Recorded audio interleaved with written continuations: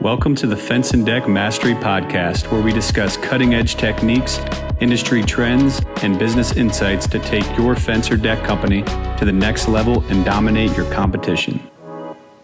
What is going on, everybody? Welcome back to the Fence and Deck Mastery Podcast. I'm your host, Alex Danner, and also the owner and founder of Fence and Deck Marketers, which is a marketing agency that works exclusively with fencing and decking businesses. And today I have a great show for you that I'm really excited about. If you've listened to previous episodes, probably about 6 months or so ago, I was bringing on a lot of NADRA Summit Award winners. And today I have a legend in the decking industry and somebody that's won more NADRA Awards than anybody, at a total of 72 NADRA Awards. And, basically when I was there with my wife in January, we were just blown away by all the different projects that people were completing and submitting. And one that just seemed to come up a lot was the man that I'm talking with today. Today I have Shawn McAleer from Deck Remodelers in New Jersey. And, Shawn, appreciate you taking the time to come on here and talk with us. How's it going, man? Good, Alex. It's great that we got to chat. I know it was a whirlwind there at the awards back in January, and we didn't get to hook up too much. So I'm glad we're getting a chance to talk today. Yeah, absolutely. It was eye-opening when we were there. I mean, that was the first one I've ever been to, and you're about to learn that Shawn's been to a lot more than just one. So, but yeah, I mean, really just wanted to kind of dive in and see, learn a little bit, I guess, the past 15, 20 years since Shawn's been in the decking industry, and learn more about that. But, talk about his success in the business, talk about how he structures his business, talk about how he's winning the awards, what he's doing, things he looks for there. And then he also has a new book, Deck Rebellion, which we're going to be talking about. And he was kind enough to send me a copy of it.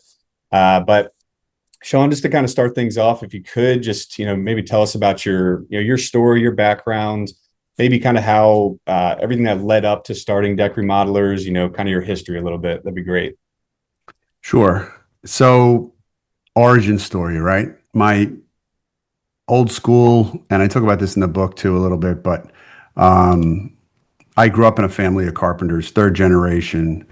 My father came over from Ireland. His father had come over from Ireland and went back.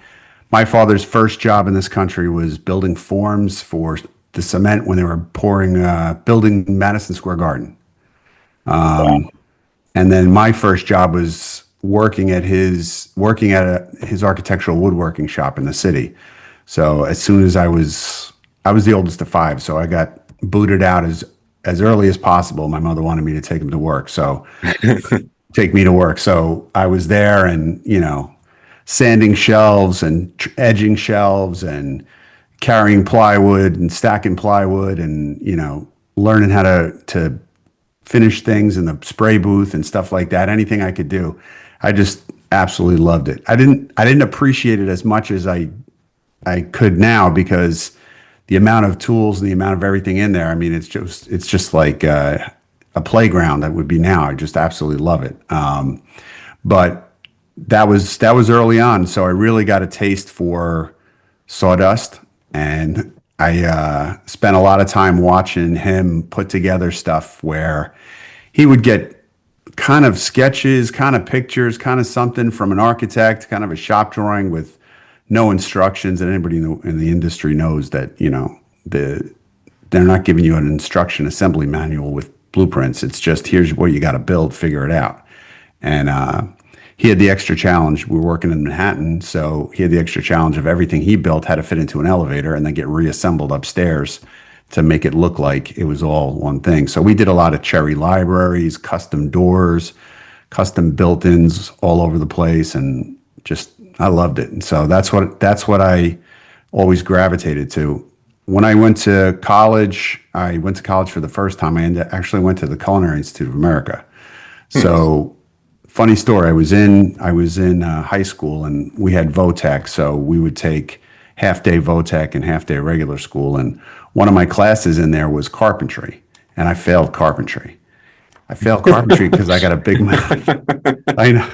Mr. Bowles, he hated me because he would say the stuff I'd been working every summer in the city, working in construction. And when he would say something, I would argue with him.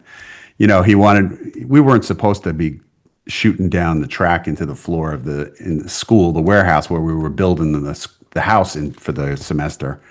So he's telling everybody to liquid nails, and I'm like, that's not the way you do it in the real world. Arguing with them, you got to get the Hilti out and start shooting stuff into the floor. And so, yeah, it went south from there. So I ended up cooking. My uncle was a chef in Boston, and I love to cook, and I love to eat. So I ended up doing that. Got a scholarship to CIA. Went to CIA, graduated CIA, working in the restaurant industry, working at a 4-star restaurant, and I just got really burnt out really quick after 4 or 5 years away from construction. I just really needed to build something and get back to it. So the plan was take a summer off and then work normal hours, and was going to go to work for a friend of my father's here in residential construction in Jersey. Started with him, and I guess it's my personality. I just was like, you could do this better. This is not the way to run a business. And so I started doing that, and it took off from there. And that's how I ended up, starting my own company, building ADA levels, additions, graduated to homes. So I was building all of that stuff, and that's when the economy started to go to crap, and I decided I was done chasing money, because we all know the business, right? Everybody's low bidding you, and you're trying to stay in business. And then when the economy goes south, it's who's going out of business first. So I decided to go back to college. And when I did, I scaled back, and I had to put myself through college. So I scaled back. I kept a couple of my best guys, and I just moved to doing exteriors. And I was doing roofing, I was doing siding, I was doing decks. And I really, really enjoyed doing the decks. And it was pressure treated lumber. It wasn't, you could only do so much, right? Warps and twists, and it's just absolute crap as far as I'm considered. Decking anyway. But I was doing that, and that started to really grow on that end of it, until the point where I was doing a massive amount of treated lumber decks. So it was about volume. And this is probably a journey a lot of guys have. And I decided this is not what I want to do. I just don't want to manage guys doing this. And we started doing maintenance of the decks as well. So now we're doing maintenance, we're building the decks, and I'm just a manager here. There's no creativity for me, right? It's the same thing.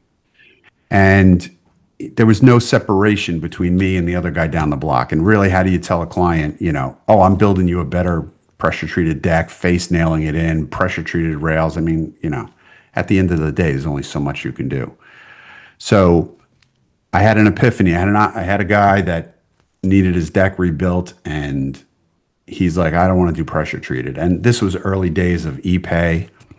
Grappa was available, which was, beautiful wood. And I said, it was late in the season. I said, I'm going to do it. I'm putting my bags on. I had a really talented new carpenter with me. I said, we're going to do this. And I said, this is going to be nicer than the ePay furniture you're ordering. And he's like, okay, whatever.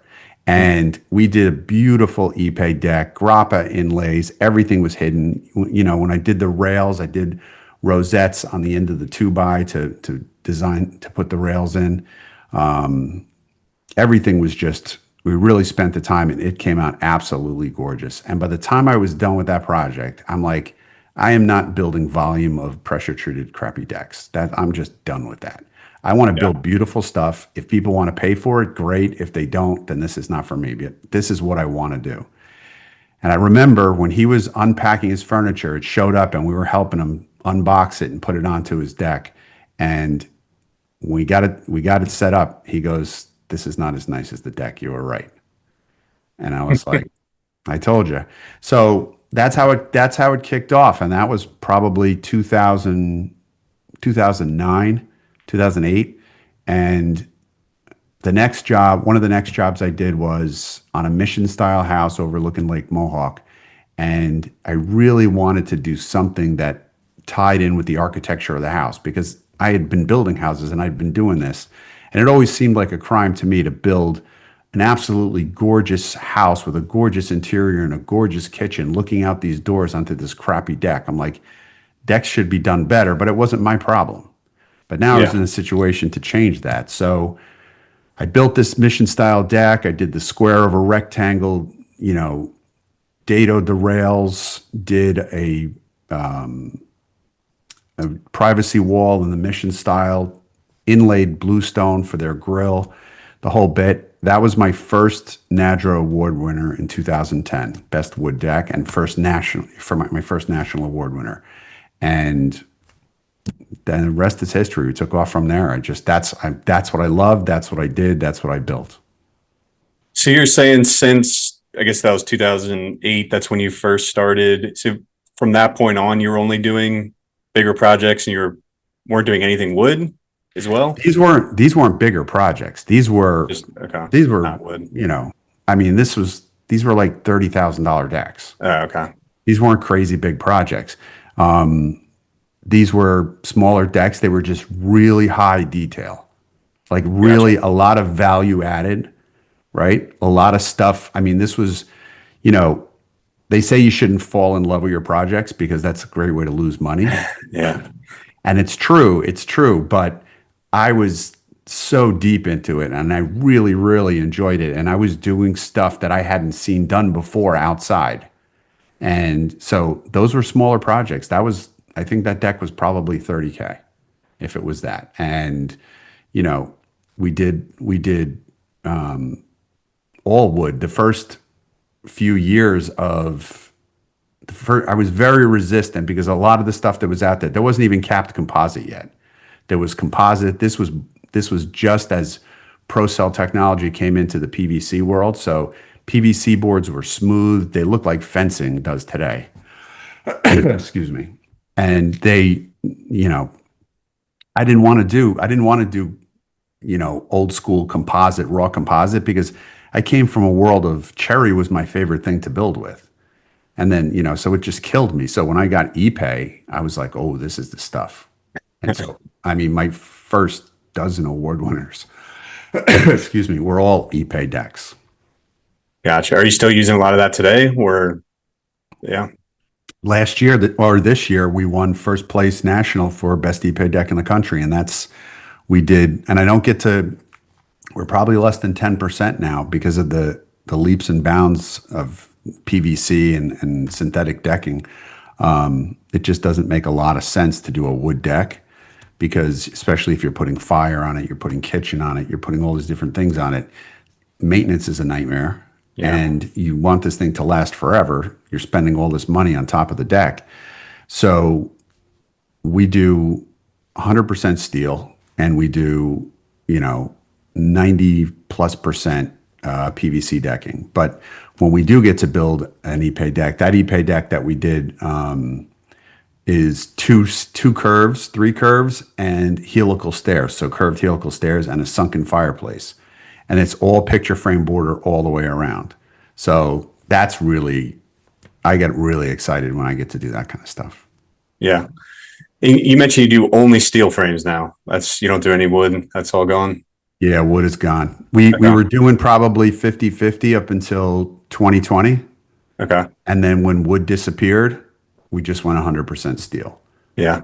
And that's been a lot better. I know that it's a better product, but you glad you made that move, no issues or anything like that? Yeah. There was a lot of crying in the field, and that was always a pressure point for, trying to get guys to switch over.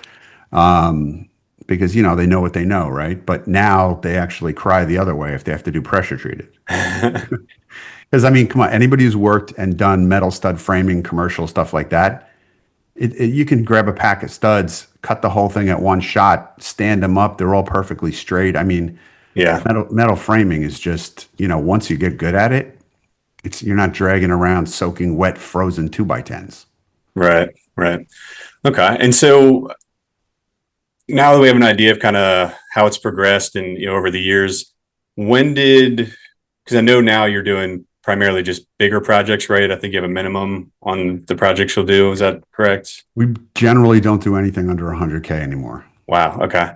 So how did get to that point? I know there's probably a ton of people that are listening and look up to Deck Remodelers and did it just eventually you just started getting so many projects in and your marketing was doing such a good job that you then just didn't need, you just had the ability to do that, or did you just want to, just start just only building really nice, elaborate outdoor living projects? So I don't think you get to decide like I'm only going to build stuff over 100K because you could be sitting there waiting for the phone to ring forever. Yeah. So it's kind of been a natural progression, right? Because not only building a business and building a team, right? So we have interior designers on staff. I have architects on staff. I have engineers on staff, project management. We're set up to build those kind of projects. If somebody wants just a regular deck, rectangle deck, whatever, I it's I'm not going to add the value that makes it worth it. You know what I mean? If it's just a standard deck, if you don't need design, people that come to me with plans for a rectangular deck and they're just like, "Oh yeah, I want you to build this." Do you really need me? Do you really need a team of multiple designers to work this out for you? You've already got Yeah. the plans. But that being said, I do get a lot of people that come to me with plans and say, we've spent whatever $3,000 and a year of our life, and we're not even sure we like this, right? And we want something spectacular, and we don't know if this is spectacular. And most of the time, there's issues with it, and they're not maybe it's not issues, but more not really leveraging what they could do in their backyard, not taking it to that next level, right? So we add the value. You know, by us, you're not going to, somebody who builds multi-million dollar homes or $1 million homes plus, you're not going to ask them to come remodel your bathroom. You know what I mean? It's just not cost effective. They've got a whole team looking at this, and our process, we're obsessed with design. We spend, hundreds of hours on projects, granularly designing every level of it. We're designing the lighting, the decking layout, obviously the framing, all that stuff like that. We do huge spans. We do engineered beams all the time. So we're designing that. We're designing the hardscape. We're designing the stormwater management, louvered roof, obviously, heater fan layouts, kitchen design. We have NKBA kitchen bath designers on staff. We're designing all of that. So that's what you're getting with us. So it doesn't fit with a very simple project. There's guys out there that are awesome and they bang out decks like that and they're really good at it. And, their pricing is great because they're built for that. Right.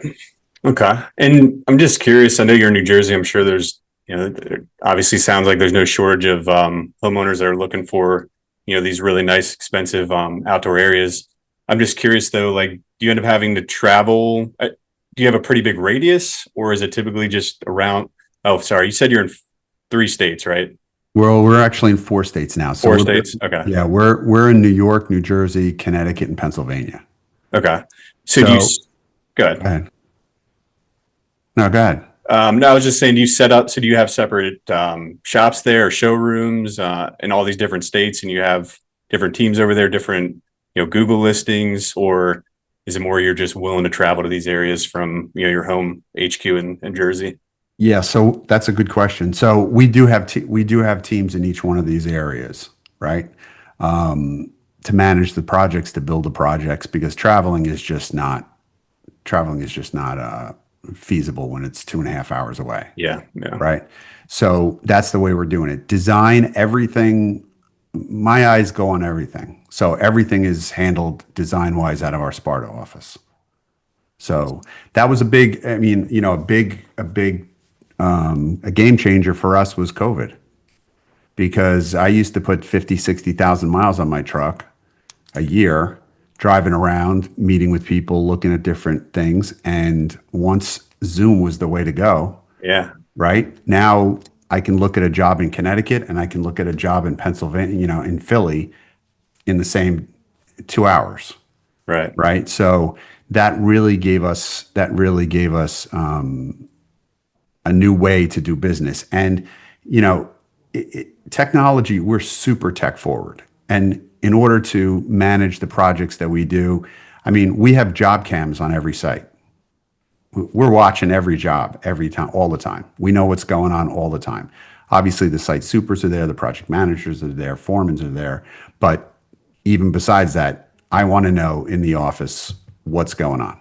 I want to know when there's a delivery made. I want to know if there's sub trades on the job. I want to know all of that stuff all the time. So we're kind of a little OCD about that. But in order to manage to the level that we want, that I expect, and my clients expect, that's the kind of stuff that we do.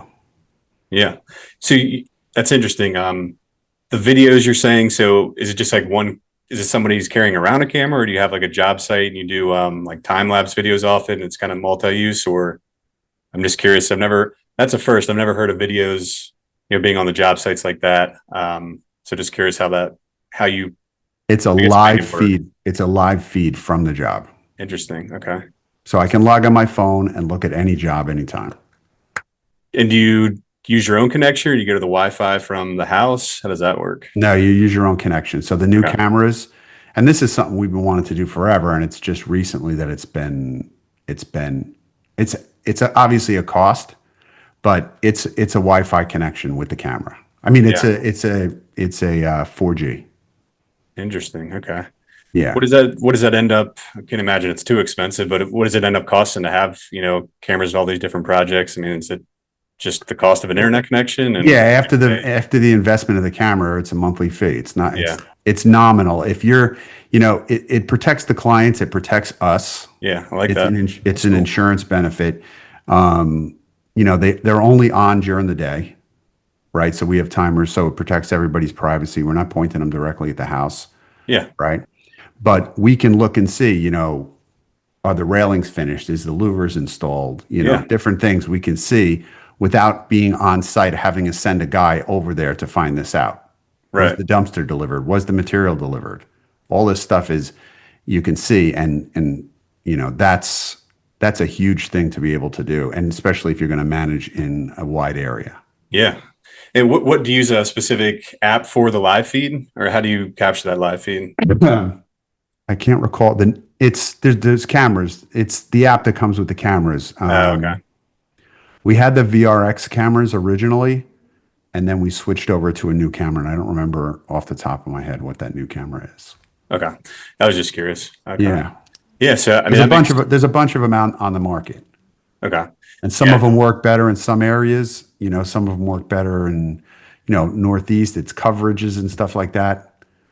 So Yeah. we beta tested a few different ones, and so we've been using them for about a year now. Oh, cool. And then you said Zoom. So you're doing the consultations through Zoom? Yeah, we have Zoom meetings with the clients on a regular basis. Yeah. So we're talking to them on a regular basis. We're doing our initial consultation on the Zoom before we even go out there. I know a lot of guys are doing that, but having a conversation with somebody on a Zoom and talking about the project, talking about scope, talking about budget is way better than driving to their house. It's more efficient. Now when it's like occasionally I will go to see somebody at their house. I'm like, okay, so we're going to stand in your backyard and we're both going to talk imagination. Well, we could be on your computer looking at your house and I could be showing you stuff that would fit on your house. Yeah. That's going to be way more efficient than us standing in the backyard, looking at the back of your house. Yeah. And you never get any complaints about that? Everyone's happy to do it over Zoom. Do they prefer it?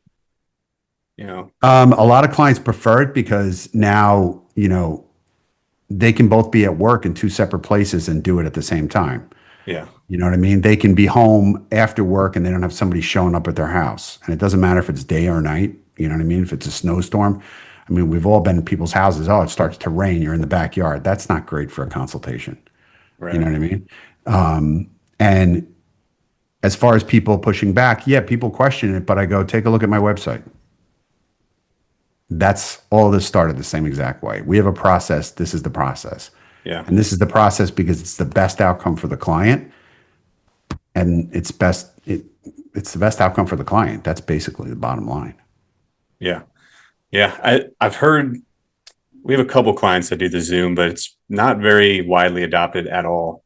I brought somebody on the podcast a couple months ago from a company called Live Switch. That's like a whole company around that.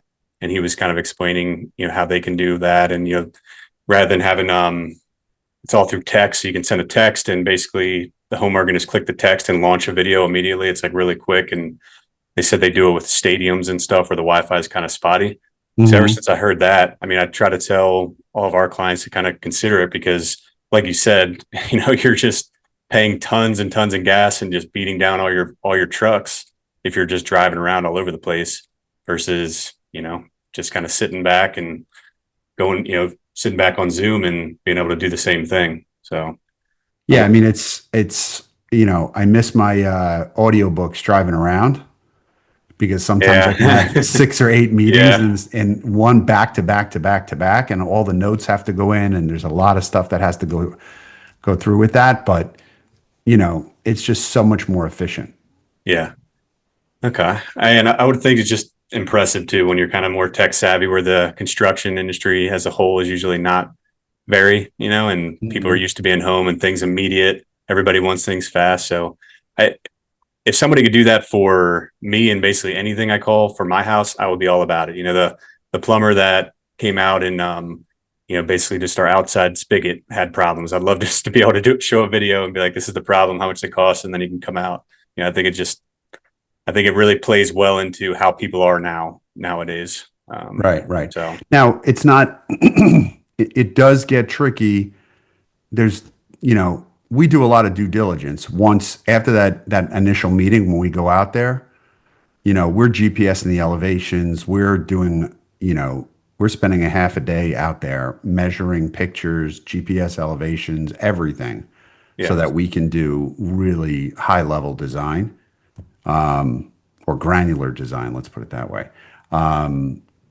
because that's where the rubber meets the road, right? So it's Zoom is great, but if you're not going out there and doing existing conditions, which is what we call it, and capturing everything, then you're going to run into problems. You can't yeah, just, do a Zoom and say, I'll be out tomorrow to build a deck. It's not going to work that way. Well, I mean, it may work that way for some guys, but not the projects that we're doing. yeah. Okay.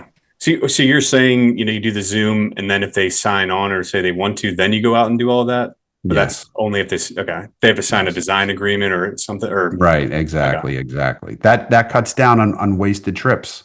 Right, right. I mean, I remember we used to, we price condition everybody. I remember when we used to not price condition people, and I remember driving to these people's house and they're talking about all this kind of stuff and this and that. I want to do this and blah, blah, blah, blah, blah for an hour. And then we go inside and sit down and we start talking about numbers. And I'm telling them whatever, it's going to be $30,000 or $50,000 to do all the stuff they want to do. And they were like, well, we were hoping to see what we could get for 5,000. And I remember closing my book and I said, I can get you a lumber delivery. That's about it. So I was like, why did I just wasted, Yeah. an hour driving there, an hour with these people, and an hour driving back, and 3 hours of my time. And they had no idea what they were buying or how much it cost. I mean, that's not their fault, but it's my fault for not doing my due diligence and, telling them, listen, if you're looking at a project like this, you're in this range. If that's not it, then we got to talk about a different kind of project. Yeah. Okay. So I want to talk about, I love your social media, I was reading through the book and, was at the NADRA Awards. So I know the scale and the projects that you do and do a great job taking pictures and, the marketing side of it. But, we talked about a couple of things that you do differently already, but what would you say, really separates you, the things that you do that really helped you get to the position you're in today, where you're just doing these big projects. You're kind of known for these nice, big, elaborate jobs. You have these really big minimums, things like that. Is there anything you could say to kind of like how you've really stood out or things that you've done that really kind of been big differentiators for the company? So this this is not something I know a lot of guys want to do this, right? So they see what we're doing and they go, okay, I want to do that. That's what I'm going to do.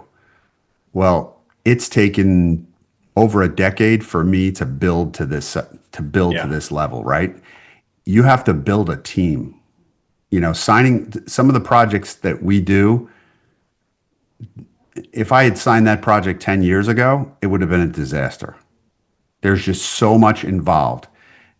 You really got to build. You got to build that level. You don't, our minimum wasn't always, whatever, 100K or 75K, whatever it is now. It's grown as we've grown and as our Yeah. knowledge has grown and as our designing has grown. And value added for the customer, for the client, there's people, they have the money, they want what they want, and they're willing to pay for it. They just don't need the headaches of, dealing with 10 different people. Like we do the design build model, right? So we know what we're designing, how to build it, what the budget's going to be. And we can take it from one end to the other. If there's a problem with what we designed, that's on us. We don't go back to the client and say, "Oh, guess what? You need more footings, you need this, you need that." Nope. We're the professionals. We told you we were building this. We showed you what this was. We're building it, and that's what it costs. If they want to add stuff, that's on them. But if we messed up, then we're going to eat that. We're not, the client doesn't care how many nails you used, how many footings you're putting in. They don't care the size of the joist. They don't care any of that. That's not their problem. When you go to buy a car, you want the keys, you want it to look beautiful, you want it to run. You really don't care what size, well, you want the motor and everything else, yeah. But you're not looking at the different, what size caliper. Yeah. I mean, Right. maybe Right. some guys will get into that granular stuff, but most people don't care. They Right. want it to perform. They want it to perform. They want to be able to count on it. They want it to be beautiful. All the stuff, how it got put together, I don't care how it got put together. I don't have time for that. I have my own business to run. I have my own life to run. I'm willing to pay for it. I want you to handle all the stuff that I'm not thinking about. So Yeah. when you want to grow your business, that's the value added that you want to give to your client, right? That's kind of like the journey that I went through when, I was doing decks. I started doing decks because I was back in school, right? So I wasn't really looking to build a deck company. But when I started doing the decks and then I started doing more designs and I didn't want to do hardscapes. Hardscapes, I had leveled lots, regraded lots, put in all the infrastructure, built entire houses. I knew how to do all that. But that's not what I wanted to focus on. I wanted to just do decks. But when I design something and then I have the client come back to me and say, "Oh, the hardscaper said you can't do that. The landscaper who's putting in the pavers said you can't do this." Now I have to go there and I have to explain to this man how to do his job and how this is actually possible and give him the big picture on how this all gets done. So after I do that a few times, I'm like, why am I wasting my time, having people go out and talk to, I'll build the deck, you take care of the patio, do whatever you want. And that was the industry standard. When I started doing this, that's the industry standard. Deck guys did decks.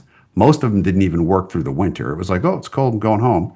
Well, when you're building houses, it's like you're not going home. They want to move in January 1st. They want to move in February 1st. You better get all your stuff done so you can work through the winter so you can hand that house over. So I never had that mindset. I always was working through. But then I would have, other trades that people were bringing in. "Oh, they can't do anything. It's too cold." I'm like, "Really? Seriously?" And, the kitchen guy says you can't put the kitchen here, or the kitchen guy, whatever. And I got to explain to the guy how to actually put this together and how to do this. So that's how it kind of snowballed from one thing to the other. It's like, okay, so you know what? I'll design the hardscape. I'll deal with the hardscape. I'll take care of it. Here's the whole thing. And then I would do it that way. And then it's like, okay, so we want to put a roof structure on here. Of course we can put a roof structure on here. But we're going to have to redo the gutters in the back of the house. We're going to have to move that window. We're going to have to do this, this, and this. "Well, can you do that?" I'm like, "Yeah, I can do that. That's not the deck thing, but okay, I'll do that because that's part of the project." So now I'm doing that. So then it's kitchens. And now we're doing, nature cast kitchen cabinets, which are as complicated as interior cabinets as design one. We've got all different kinds of boxes, all different kinds of doors, drawers, all different kinds of hardware and pilasters and all kinds of stuff. So I need somebody to design kitchens for me because I don't have time to do this, and along with everything else. So that's kind of how it builds. But, there's a lot of mistakes to be made and a lot of things to figure out along the way. Yeah. And if you jump into a $300,000, $400,000, $500,000 project, you're going to lose your shirt. Yeah. Yeah. So, I mean, it sounds like, you've built this over a long time. Nothing's going to happen quick. But to me, it sounds like you just kept pushing the envelope. You kept learning new things and you're like, hey, this new product just came out. Let's try and do this. Or, whenever people started bending boards, you started doing that. I mean, is it just, you just addicted to finding what's next in the industry and you kept trying on new projects? And now what we see is just these, masterpieces with all these little details that, the normal person wouldn't be able to pick out, but everything as a whole is just incredible. I mean, does that kind of make sense? Yeah. That's a good way to put it. That's exactly what it is. And it's a, differentiator, right? Like bending boards. Back in the day, bending boards was a sonotube or a metal tube and a blower, an on-site kerosene heater blowing through both ends to heat the board. Like that's how, primitive it was back in the day when we first started building boards. Then the heat con blankets came out, then the infrared ovens came out, but we were bending stuff way back 15 years ago. We were bending stuff and it was like nobody even knew if you could bend boards. Yeah. And I feel like, to this day, I've talked to contractors that really don't understand it at all either. So it almost seems like it's still new to a lot of people. I guess, the technology has all changed and how you do it is a lot easier and all that. But I guess that's kind of surprising. Or I'm surprised when I see that because I know so many are doing it. And a lot of our clients maybe aren't comfortable with it too. I'm not a contractor, so I don't know how it works, but I don't know. It seems it's some science and it's some artistry. Okay. Because there's a lot of variables in how it's done. I mean, we've got it down to a science now, but there's a lot of trial and error. And believe me, I'm sure I didn't make money on the first 3 or 4 or 5 curved decks that I did. Yeah. Because every time I thought I raised the price far enough, it was like, nope, takes longer. Yeah. So I'm curious, you're in multiple states now and, you have a huge team. How do you manage that with your crews? Are you using contractors in-house? Like, how do you keep that standard? That the cameras, I love that idea. That makes a lot of sense where you can kind of keep an eye on it. But, how are you maintaining that level of quality and bringing in the right people, making sure they can do the level that you're looking for? Is it that you just create these amazing designs that are easier to follow and, you don't have to be the best of the best to build it? Or always kind of curious about that because that's always an issue, bringing on the right crews that can do the best work and actually care and, everything completely seamless. So I'd love to know how you approach that and how you're able to keep that, high level of quality basically. So it's probably, people call me particular, which is another name for a pain in the ass. A little bit OCD. It's all about training, right? So one of the companies that I absolutely love is Starbucks, right? And even before that, McDonald's, because I told you I went to CIA and we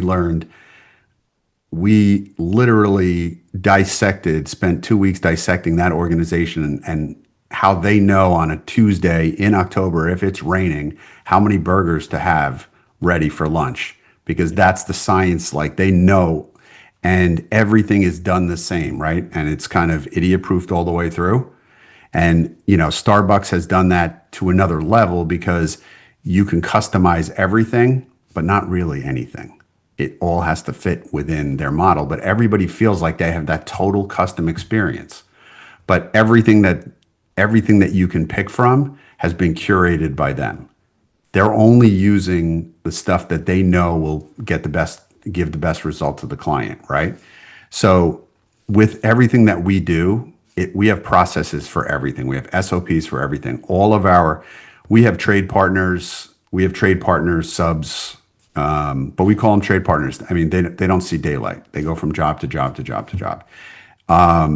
These guys come in, they're training. We actually have them sit down and go through a training program that we have that we can see their progress. They have to answer questions incrementally all the way through. All the designs, the way we do our fascia. So the layered fascia that we do, we'll take a board, we'll rip a fascia board and we'll use a plinth block.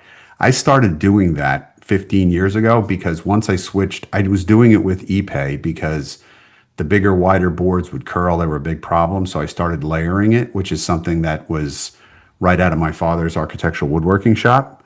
Layers of crown, layers, all different layers. And that hides a lot of flaws when you're trimming out a house or whatever, or an apartment in the city. But so I started doing that. I started doing that with the ePay. And when I moved into PVC, that's what I started doing. So that layered plinth block whole thing, I started doing that in 2010, maybe even earlier than that. And that detail is a standard detail. There's drawings on it, specific things. Just like if you're making a latte, this exact formula every single time, every Starbucks around the world, this is exactly the way it has to be done every time. So same thing, we're very OCD about, or very particular about how everybody does everything, whether it's a trade partner, whether it's an in-house crew, whether I have guys that have gone out on their own that worked for me and now they still work for me, but now they're their own boss. God bless them. Everybody does exactly the same thing every time. And every time we customize something, every time we do something new and custom, which we do on the regular, that goes through a whole vetting process with our whole team. Everybody's involved in it. And then it's, guys on site working with whoever's working on that job to make sure it's going to go through the way we thought it was going to go through.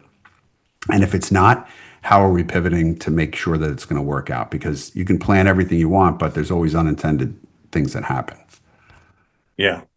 Yeah. I can only imagine. I mean, I can't even imagine how many SOPs. You probably have thousands at this point to keep everything going. And then you're constantly going back into them and reviewing them to make sure they're up to date. I mean, as things evolve in the industry, or you change things up, or is it usually pretty much the way you're doing it nowadays? There's every year we start over. Okay. There's no sacred cows. I don't know if you know that term, but there's I've never heard that one. So sacred cow is, I don't want to get it. It's a religious term, but the people that don't eat cows, if it's there, they could starve to death before they'll touch that cow. Yeah. Right. So that's their belief system. And it was a term corporate America would use it where, whatever, that's the boss's thing, or that's something, this is the way we've always done it. Nobody messes with that. Do not mess with that. That's the way it's done. There's nothing like that here. Yeah. Everything is up. Everything is open. We will debate any idea. Now, we're not going to change something if the juice isn't worth the squeeze. That's another one we use around here. If the juice isn't worth the squeeze, then we're not going to revamp something, right? It has to be substantially better than what we're doing now. And if it is, then we got to look how that fits into the whole ecosystem. So we're constantly looking at our systems and processes and updating them. SOPs, things are always changing. And one of the great things about this industry, really, so when I first started, my palette as a painter was 2 or 3 colors: cedar, treated. And then I had ePay, which was awesome. And then we had, PVC and cap composite. It's grown and grown and grown, and lots of things, like a lot of the stuff that we had to source, we were using AZEK trim on decks a long time ago. And as far as I knew, I didn't know anybody who was doing it on decks, solid skirting, recessed panels, wrapping all that stuff, wrapping the back of the house, doing all that kind of stuff. We had a source like, all right, so how are we going to do this? We want to do this. It has to meet our criteria. We want it to be maintenance free. We want it to hold up. We have a lot of different things we want to do. How are we going to do that? So that was kind of one of the catalysts: finding new materials, sourcing new materials, looking for materials that we could adapt, outside. Yeah. Okay. Well, I know I wanted to talk about the book. I know we've been talking about the business quite a while, and I could do that all day long, but I want to talk about the book here too. Like I said, you were kind enough to send me a copy of it. I was looking through.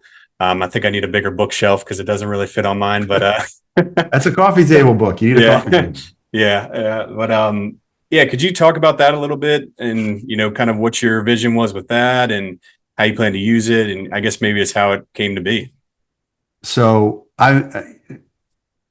people have been asking me a lot of questions about how I got started, how did I do this, and you know, I wanted to write it down for myself, for posterity, for my kids, but also, a lot of people asking questions on how I do things and what was the motivation behind it and what's the origin story and stuff like that.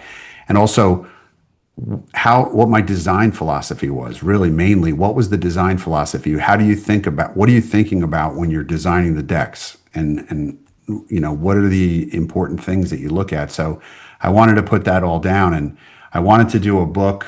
I wanted to do a book to capture all of that. And a coffee table book seemed like the right way to go, because a lot of this is visual, which is, the visual aspect of what we do is huge. It's, if you're a bathroom guy or a roofing guy, it's kind of hard to do sexy pictures, right? But what we do directly feeds into that. And I mean, we have over 500,000 followers on social media, multiple platforms. They're there to look at the beautiful things and get inspired to do beautiful things in their space. And this book has a lot of photos, and it kind of takes the reader through the journey from how decks used to be. When I started, square, rectangle, that was pretty much it. There was a couple of rogue guys that were doing some really, really beautiful stuff, like Bob Kiefer. I read his book. He was like one of the branded guys, and he was doing some curved redwood and stuff like that, which really inspired me. So I wanted to put it all down and kind of show that, we went from this to where we are today. And that's kind of like the next big thing. That's one of the things in the book. Like, what's the next big thing? Well, the next big thing is, for the deck building industry, we used to just be deck builders. Now we're outdoor living designers. And that was what I had always pushed from the beginning. I was not satisfied just building decks, because I can build so much more than decks. And I wanted a space outside that, you can use in our area, Northeast, 10 months a year, no rain days. That means a cover. That means heaters. That means fans. Nobody was covering decks when I started doing this, and it was twisting arms to get people to cover them. Excuse me. And once I did that, and once I got some pictures of that, and once I showed people, and I covered my own space, and I could say, listen, on the holidays, I can open my back door, turn the fire on, turn the game on for Thanksgiving, turn the heaters on, and people are inside, outside the whole day, and absolutely love it. Yeah. People really responded to that. And that's kind of the next big thing, is the value added that we bring to people by not just doing a deck, but imagining an entire outdoor space with all the bells and whistles, with all the, we're doing landscape lighting now. We're doing the whole thing. We want to own the backyard. So that book is the culmination of the last 15 years of my journey from when I started to where we are today. And it documents the industry from where we started, all as deck builders, to where we are today. Where's the best place to check it out if somebody's interested in purchasing? Get it on Amazon. Okay. Actually hit a bestseller on Amazon, which is nice. Something, when I was in school, they never thought I would do. Yeah.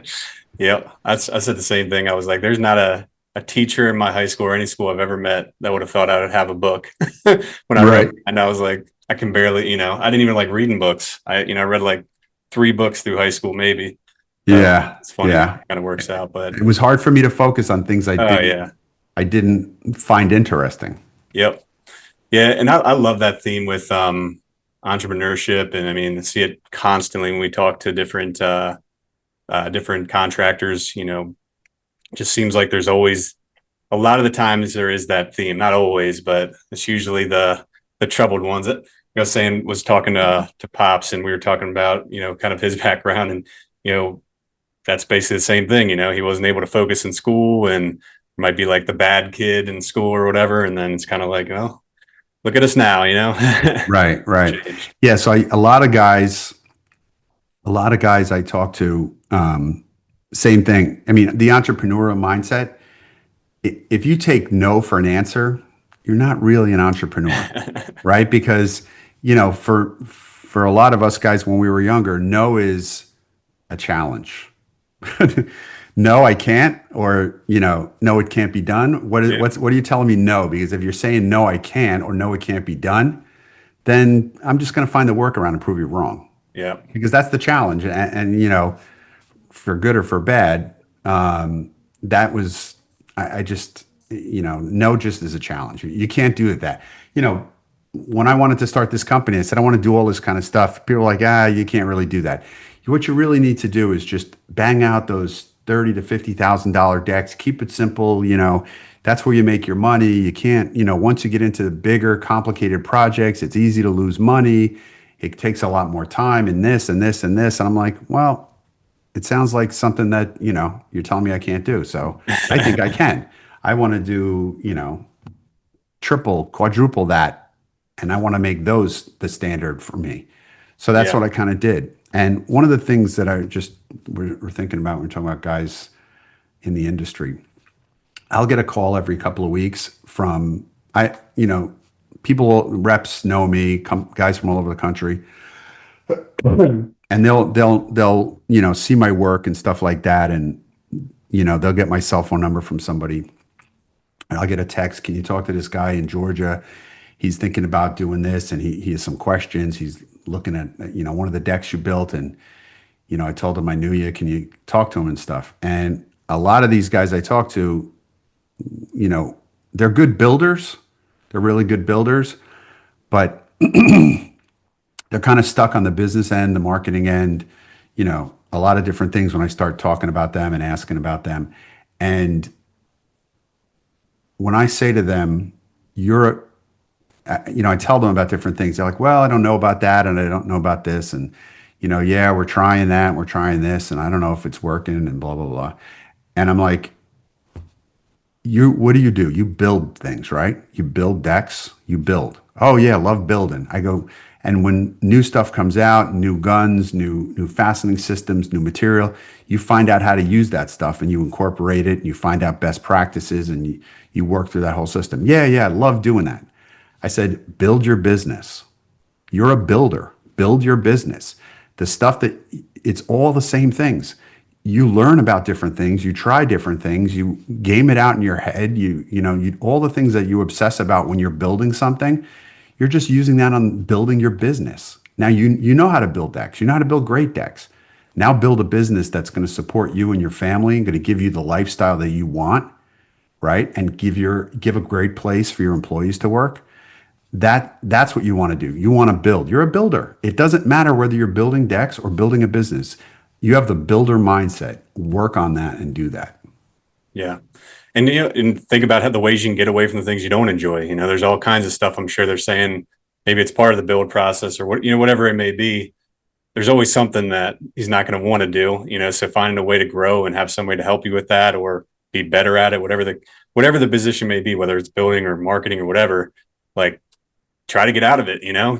That's what was when I was starting mine, just doing everything I couldn't stand. There's just so many things that I didn't like, and because of that, I was terrible at them. So I don't know, that was a big game changer for me, was figuring out what exactly I didn't want to do anymore and finding someone that liked doing it. Or, plays, I think the quote was like, plays at what you hate doing, or they play at what you can't stand doing. There's people that love what you hate, basically. Right. And that's the way to build a team, right? Everybody I hire, I tell them, I'm doing 10 jobs right now. Yours is one of them. You better be able to do this job 10 times as good as me, because that's your only job. Yeah. So if you're not doing, you should be doing way better than me. That's the benchmark. You need to beat me and do better than me. So whether it's designing kitchens or it's designing decks or it's it's working through different technical things. We're building dashboards right now, internal dashboards that we have, or we're revising them, updating them. Every single part of the business, taking pictures, flying drones, all that kind of stuff. I did all of that. When I hire people now, I want you to do it better than me. That's your only job. You should be way better than me at it. Yeah. So, and then my goal is to build myself out of a job. Yeah. I like that. I'm gonna start using that. You should be way better than I am. Yeah, because you're doing Yeah. 10 things. You're hiring them to do one thing. Yeah. I want you to be better at it than me. I Yeah. always try and hire smarter people than me. Yeah. I don't want to be the smartest person in the room. I never want to be the smartest person in the room. Because Yeah. if that's the case, then I'm not learning from the people around me. Yeah. And I know we're getting long here, but it's real quick. I mean, anything that you look for, anything special you do to find those really high quality people and, really find those all stars that come into the business to help you out? So I built a company and a culture here that I wanted to work at. I never worked at, I always wanted to work at a company like this when I was younger. There was no companies that were like this. Yeah. And I built that kind of company. And it started with back in the day when one of the first NADRA Awards, maybe second or third NADRA Awards, was down in Baltimore. And Hey, right by me. yeah, so actually, I don't even know if that was the first one. I just remember that one in particular because I brought six of my guys. I bought all my lead carpenters and my project manager at the time, and I couldn't afford it. This was a big stretch for me, but I wanted them to see their place in the ecosystem. We had already won some awards. Yeah, it was probably a later award winning because we had already won some awards and had a name for ourselves, a national name for ourselves. And I took these guys, and I remember some of them didn't even have suits. I'm like, yeah, you got to have a suit. And it was kind of funny. We were all in black suits. They called us the Jersey Mafia. But we showed up at the awards, and a lot of none of these guys, as far as I knew, had ever been on a business trip before. So this was all new kind of thing. Yeah. And we showed up at the awards, and they literally let us skip the line and go in. They're like, oh, Deck Remodelers, they let us skip the line and go in. And these guys felt like rock stars. Yeah. And then they were in at the cocktail hour before, and people are coming up to them, where do you work? And they're like, oh, Deck Remodelers, oh, I know your stuff and everything else. And these guys, the look on their faces and the pride that I saw like just exuding from these guys, they really, really got it. And that sustained them like through the year, climbing under decks in the rain, putting in wiring in the mud and framing in the snow and all this other stuff. This kind of gave them like, okay, so this is bigger than me. This is big. And it started with that. And every year I take people with me and so they can see where we fit in the ecosystem. And it just builds a company culture of everybody's really excited to be part of the company and really enjoys it. And I have people reaching out to me saying, I want to be part of your company. So I get to pick from, the cream of the crop. Yeah. Yeah. I love that. And I mean, to me, it just sounds like, you're, being particular, really like looking at every little detail just tells me that you actually care about the end result. And it seems like that's just flooded your company with, in that culture where if people are coming in here, there's a standard, there's not, just good enough, I guess. And as long as that's the standard there and everybody, I would imagine now all the people in your company are also, stressing that to anybody that comes in new, you don't even have to do it probably too much because everybody just knows you need to be at this level if you want to be the most successful NADRA winner in the history of the world, which is you guys are, like you gotta have that standard. And there's a saying that a thing that if you create it's A players, you have to have to create a space to be able to get A players on your team. These are people that can go work anywhere, right? Yeah. So they need to get paid and they need to be, and more importantly than that, they need to be in a company that they can have a voice in and that they know is a winner and that they, are invested in being successful. And once you get a critical mass of A players don't want to work. A players don't want to work with B and C players. Yep. So either those B and C players are either going to step up or they got to go. Yep. So I'm lucky to have gotten to that. And this kind of ties in with, all the years of building a business, right? You need to get that A level people, you need to have, you need to cultivate it to get to the point where you have an A-level atmosphere, and then that will attract more A-level players. And now that team is driven, and they just feed off of each other, right? So Yeah. it's like, and I've used this example before, you're not going to get LeBron to go play at a C-level team. Yeah. You know, it's not about the money, but he wants to be with other people that push him and that rise to the level and that will make him better. That's what you get when you get a group of A-level people together. Yeah.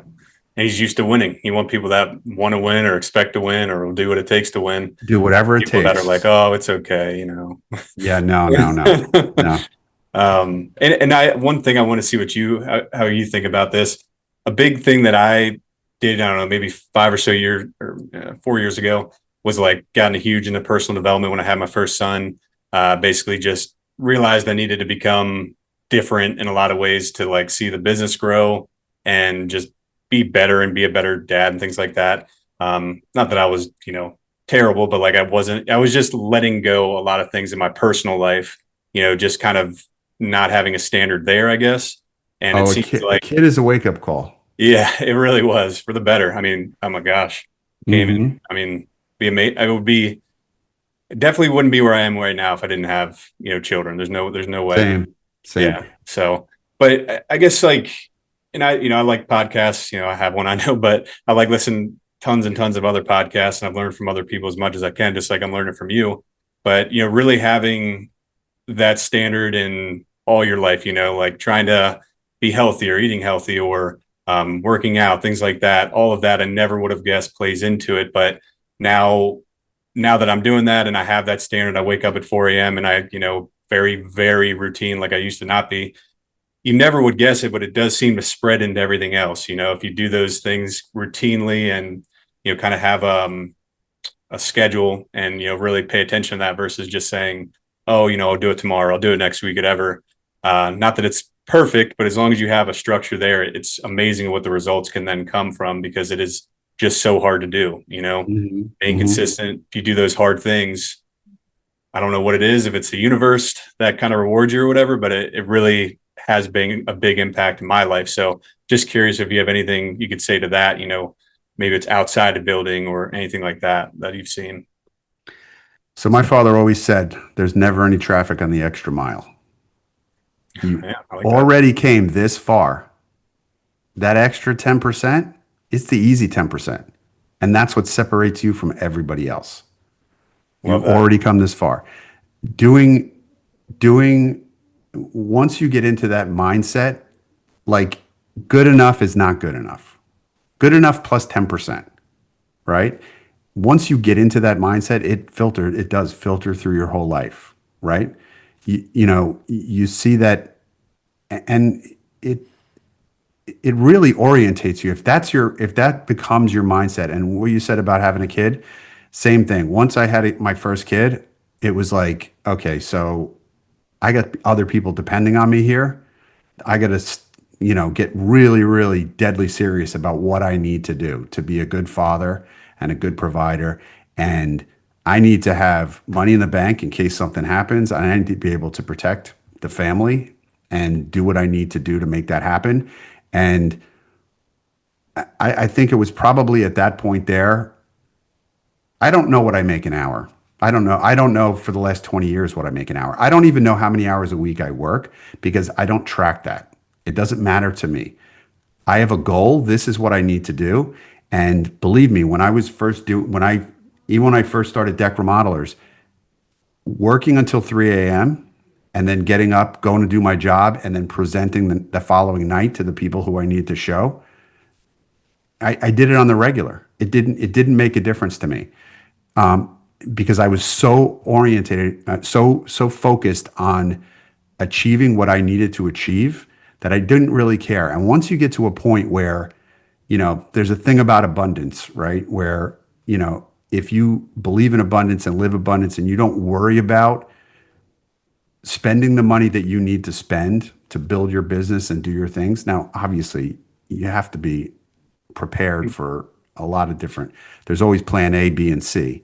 But you have to focus less on the money.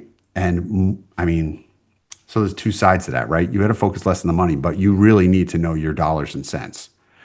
But if you're driven by building something, the money will come, right? If you're doing all the right things, and yes, you got to be conservative. You don't overspend. You got to have a plan B. You got to have your reserve fund. You got to have all that other kind of stuff.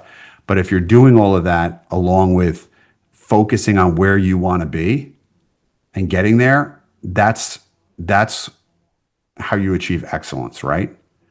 That extra 10%. It's most people will never go the extra mile. Most people 80% is good enough.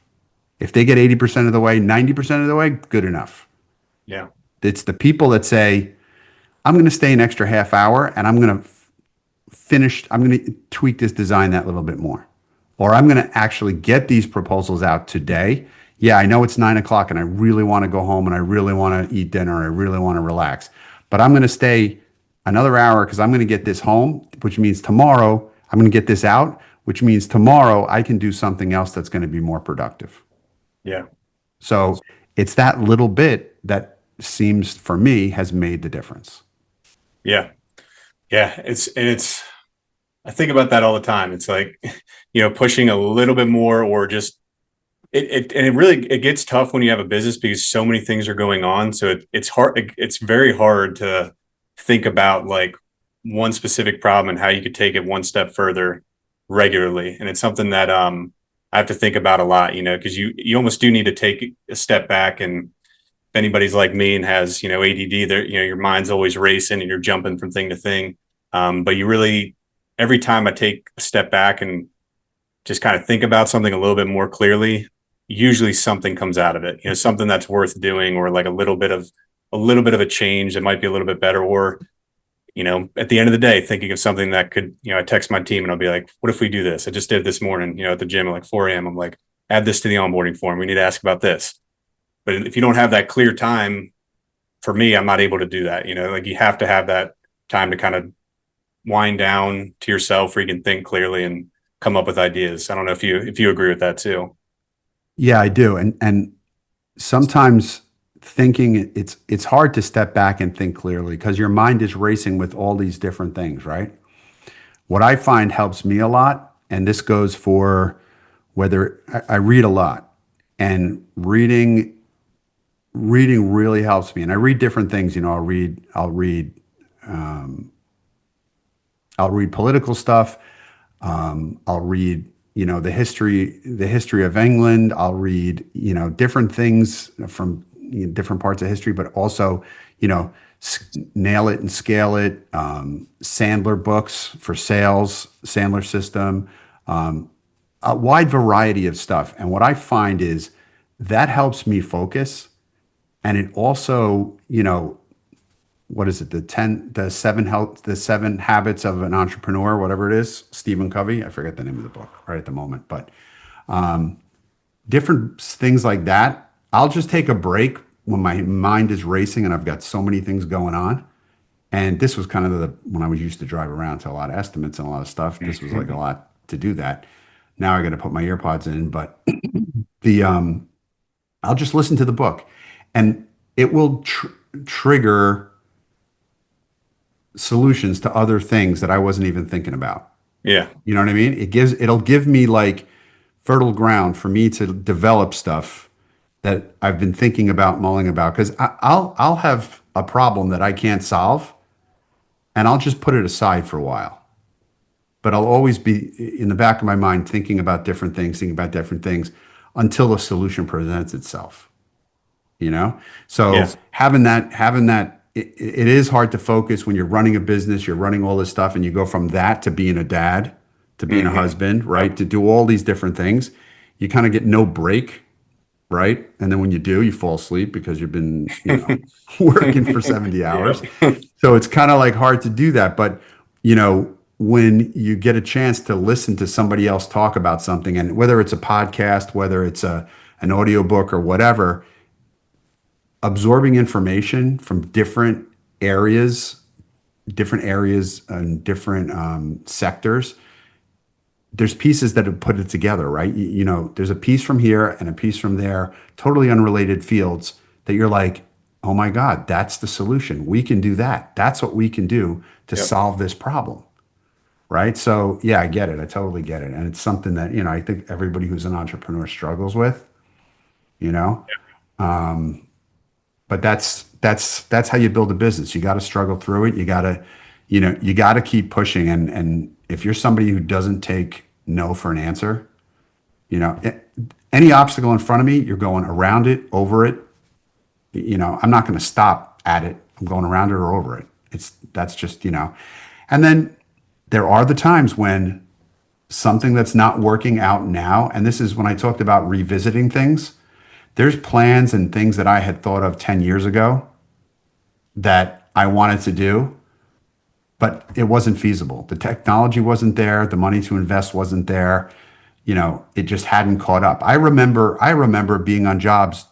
I remember being in my truck talking to guys on the phone, cell phone, and I've had a cell phone since I first started contracting. So for like 30 something years, I've had a cell phone. It was $1 a minute. Cell One was the provider before these guys, but I needed it because I was driving around all over the place, and it made financial sense for me to be able to call people back while I was driving. So I had it. It wasn't a luxury. But I remember early days when I gave my guys phones early on, thinking if they could only just send me a picture of what they're looking at, I could explain. Or this drawing I have in front of me, I could send them the picture. It would be so much easier than this half an hour conversation trying to both get on the same page about what they found in the wall and what I'm trying to picture. And, it took a while, but the technology caught up. So there's things that you may have thought of before that now are actually applicable. Yeah. Yeah. And, I mean, back then, I mean, maybe it was we're using fax to send pictures and stuff back then. I mean, it's probably. No, these are guys on the job. Oh, okay. These are Gotcha. guys on the job calling me up going, I opened up the wall and I found this. Yeah. I And I'm like, do you mean this or do you mean that? Well, does it have this? If it goes up a little bit higher and goes across, like trying to paint a mental picture to get on the same page. Whereas now it's like you get a picture. Yep. We get daily logs from every job every day, 10 to 15 pictures, everything on the job, daily notes and everything else. We work off the Builder Trend platform. So everything is tracked all the way through. Gotcha. It's so much easier. I mean, technology has just made, there's the downsides, but it's made things so much bigger and so much easier. Oh yeah. All right. Well, I know we're getting a little bit long here, Shawn, but anything additional you'd like to add? I mean, any insights you'd share to maybe young deck builders or ones that are trying to be like you, trying to really stay the course and just grow their business and anything like that? Yeah, just keep swinging, keep grinding, and build it. There's no shortcuts. You got to build it. Yeah. All right. Well, I think that does it. All the questions I had. Shawn, I appreciate you coming on the podcast, answering all these questions and being so open with all your information. And definitely looking forward to the next NADRA Summit to see how many awards you guys win again. Yeah, it's not too far away. Yeah, maybe round it out to 80 after this year. We'll see. Yeah, I don't know. We'll see. I don't know if I'm even putting anything in this year, but we'll see. All right.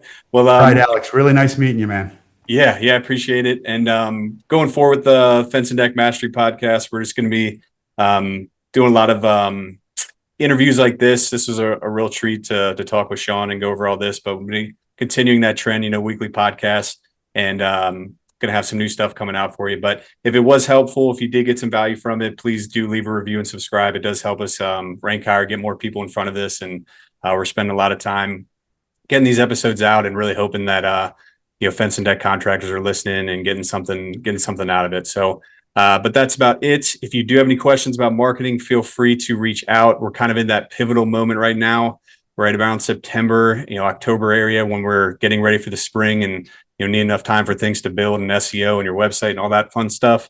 So if you are curious, reach out through our website, deckfencemarketers.com. And then we have some webinars coming up, including a really good one coming out with in partnership with TimberTech. So that'll be out in, I think it's October 7th. So that should be a fun one too. But anyways, that's it.